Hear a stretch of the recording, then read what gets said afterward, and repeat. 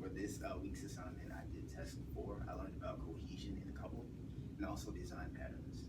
Up on the screen is an adapter software design pattern. So for our app, what it does is our app uses the Flutter adapter to send information to, well, the app sends information to the adapter. It also uses binary code to sort out which information to send to iOS or Android devices, because those interfaces are not compatible. And that's how that works. Okay, so my task was task 2 and task 8. Task 2 was pretty much fixing via GitHub, making sure everything was running well on that, and the video. Most challenging part was that was a video, because it's hard to get everyone here, and it's hard to edit and all that, and we'll see how that goes. So that's pretty much my part. I'm Brian, and this week my task was task 5. I worked on some of the back-end code to get it connected to Firebase, which is the database we used. This is a depiction of the login screen. So this is really the succession of the user coming to the app. So they open the app and they see our homepage, they click login.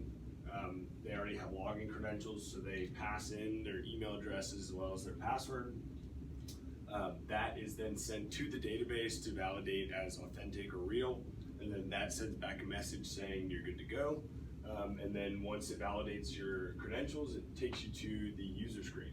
And on the user screen, you have 4 buttons. You have your Mark My Car button, Go To Car, and then Find Car and Deck, and then as well as Log Out. So once they log in and it validates, they get sent to the screen where they're loading. So we give them an intermediary screen. It also warns them to be careful and watch their surroundings for cars, etc., so they're not walking on their phone and getting hit by a car. And then from there, they get rendered a map with their position on it at a very high level, very high zoom. From here, they can click Mark My Car, and that will drop a pin onto their car and show them their exact 3-dimensional coordinates, longitude, latitude, altitude. Whenever they are ready, so say you park on campus in a deck, you mark your car in the deck, and then you walk to the Pettit Science Center, and you spend a couple hours in the lab or whatever, working on your software engineering project, and you decide you want to leave, and you don't remember where you parked. So you click Go to Car once you get outside, and our app will then zoom in to your exact location and paint your exact route from your location roughly.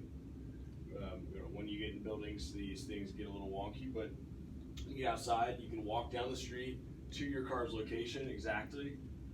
From there, you can click Find Car and Deck, and that will then paint an altimeter on the screen to show you where you are, which is the blue dot, in relation to your car, which is the red dot.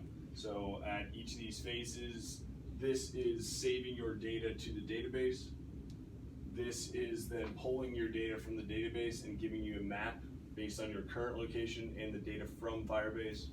And then this is pulling your car's altitude from the database and rendering it as this red dot.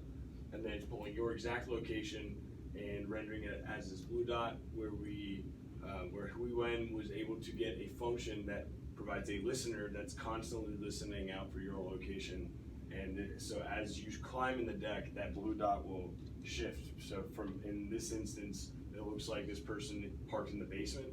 So you want to go down however 1, 2 floors and watch your app as you're going until your blue dot is in line with the red dot. And that is the basic functionality of the app. Hi, I'm Huiwen.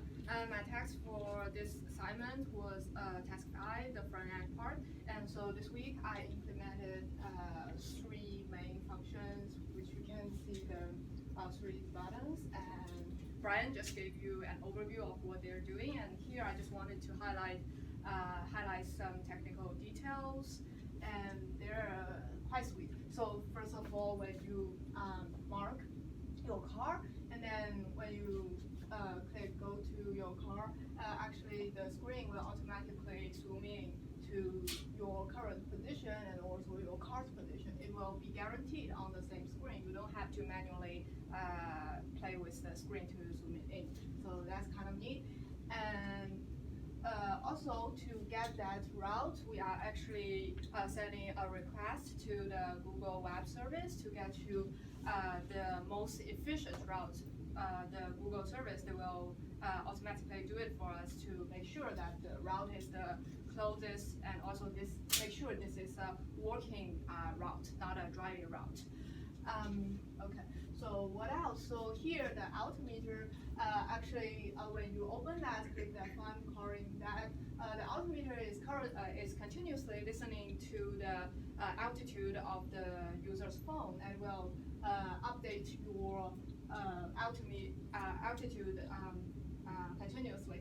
And also because we don't want our app to take too much resources of the phone, so actually when your altimeter has a difference at least larger than 0.5 meters, your altitude, which is represented by that blue point, will change. Otherwise, if it's very, very small, it won't change.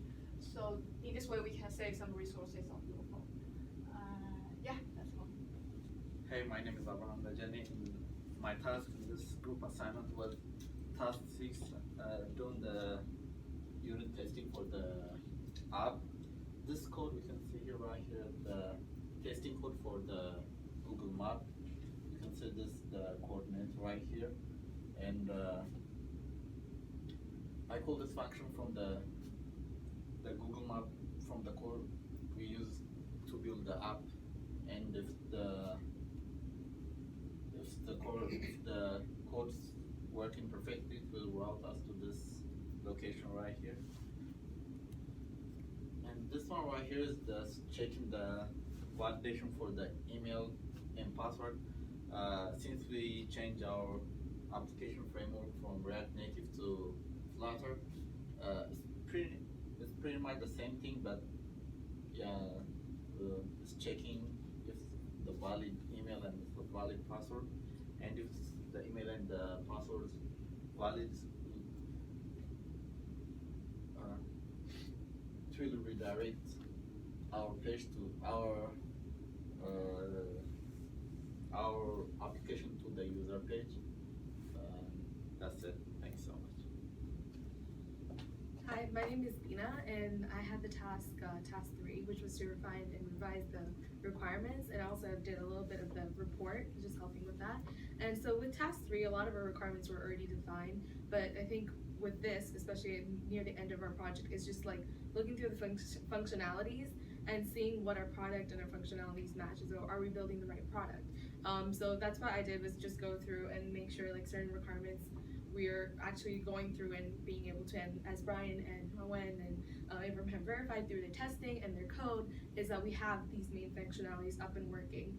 And so throughout this whole project, it was really great to learn with the Visio and everything like that. So I think the best part about this project was that initially when I started using Visio, especially with the behavioral diagrams and stuff, it was very difficult. It was very nitpicky and everything, but now throughout it has become easier for me to update, and like especially the documentation parts, since task 3 was a lot with the functional requirements. So I think that has really improved, and this is something that's very applicable to our career-wise, and so I think this project was really great and interesting to learn from.